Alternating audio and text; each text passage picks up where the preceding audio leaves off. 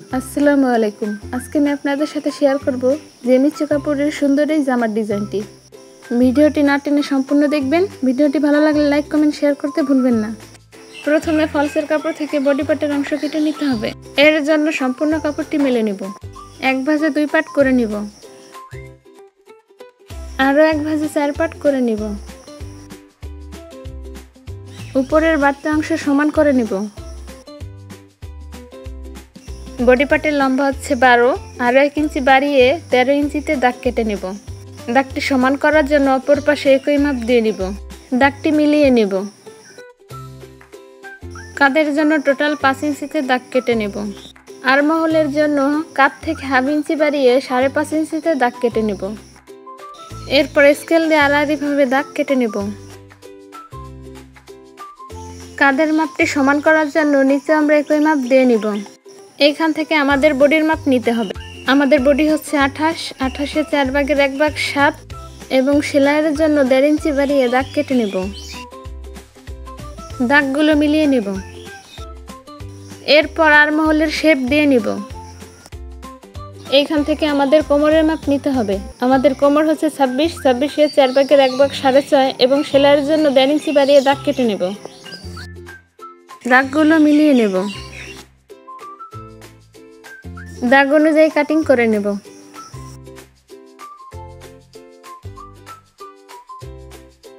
এরপর জেমিচি কাপড়টিকে 2 পার্ট করে ভালোভাবে সেট করে নেব। বিছিয়ে রাখা কাপড়টির উপরে বডি পার্টের কাপড়টি রেখে মাপ অনুযায়ী কেটে নেব।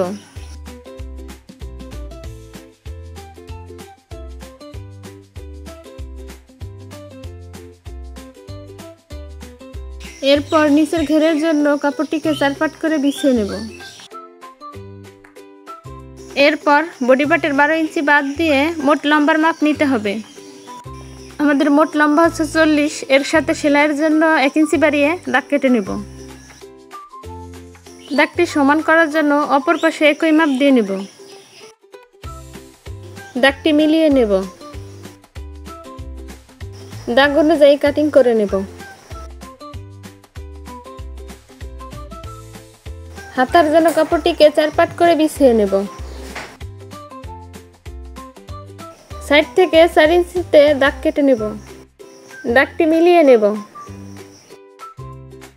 এরপর হাতার মোট লম্বা 12 ইঞ্চিতে দাগ কেটে নেব।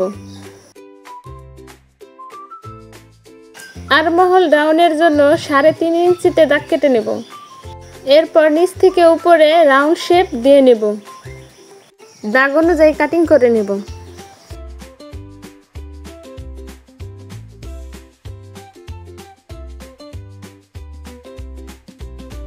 আমাদের কাটিং করা শেষ, এবার সেলাই করে নেব।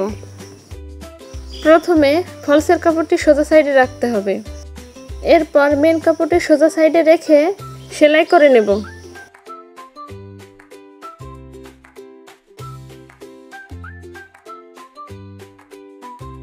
একইভাবে আমি অপর পাটটিও সেলাই করে নিয়েছি।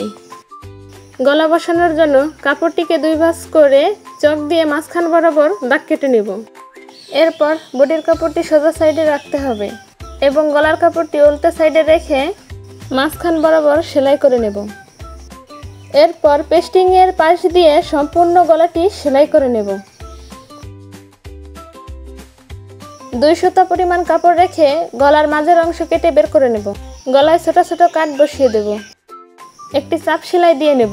একইভাবে আমি অপর গলাটিও সেট করে নিয়েছি। এরপর কাঁধের অংশটি জয়েন্ট করে নেব। একইভাবে আমি অপর কাঁধটিও জয়েন্ট করে নিয়েছি। হাতার কাপড়টি প্রথমে সাইড থেকে 2 ভাঁজ দিয়ে মুড়িয়ে সেলাই করে নেব।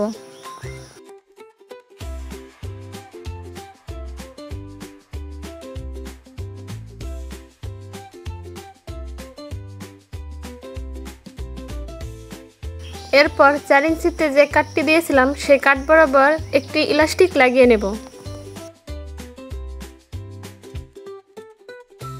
একইভাবে আমি অপর হাতাটিও করে নিয়েছি। এরপর বডির কাপড়টি সোজা সাইডে রাখতে হবে এবং হাতার কাপড়টি উল্টো সাইডে রেখে কিছু পরিমাণ সেলাই করে নেব। এরপর বডি পার্টের মাঝখান বরাবর কয়েকটি কুচি করে নেব এবং সম্পূর্ণ হাতাটি সেলাই করে নেব। একইভাবে আমি অপর হাতাটিও সেট করে নিয়েছি। মাপ অনুযায়ী সাইড থেকে ফিটিং করে নেব।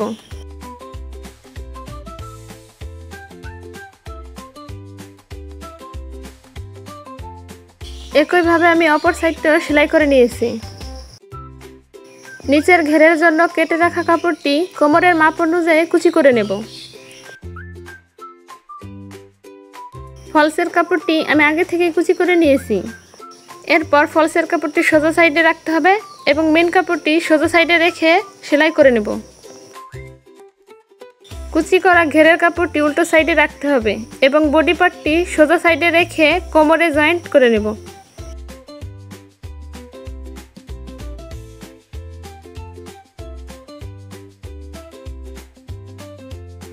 এরপর বডি পার্টের উপর একটি চাপ সেলাই বসিয়ে দেব। ঘেরের নিচে 2 ভাঁজ দিয়ে মুড়িয়ে সম্পূর্ণ ঘেরটি সেলাই করে নেব।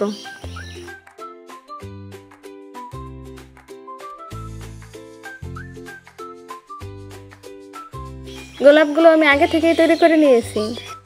এরপর বডি পার্টের সাথে সুই সুতা দিয়ে ফুলগুলো হাতে সেলাই করে নেব। এতক্ষণ সাথে থাকার জন্য ধন্যবাদ। দেখা হবে পরবর্তী কোনো ভিডিওতে। সবাই ভালো থাকবেন, সুস্থ থাকবেন। আল্লাহ হাফেজ।